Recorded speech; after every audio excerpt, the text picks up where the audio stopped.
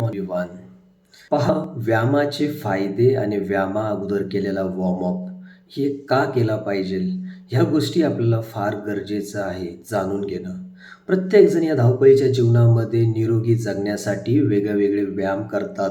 पण व्यायामा अगोदर आपल्याला एक वॉर्मअप करावा लागतो. तो वॉर्मअप का करावा लागतो?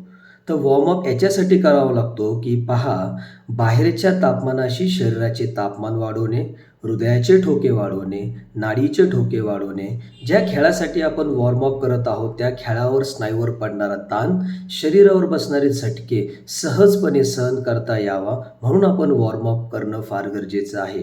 तर मित्रांनो, कुठलाही व्यायाम करण्याअगोदर वॉर्मअप करणं फार गरजेचं आहे आणि वॉर्मअपचा प्रकार जो मी तुम्हाला सांगितलेला आहे, की बाहेरच्या तापमानाशी शरीराचे तापमान वाढवणे, हृदयाचे ठोके वाढवणे, ह्या फार गरजेचं आहे. ज्यावेळेस आपलं शरीराचं तापमान बाहेरच्या तापमानाशी ज्यावेळेस मॅच होतं, त्यावेळेस आपल्याला कुठल्याच प्रकारची इजा होत नाही.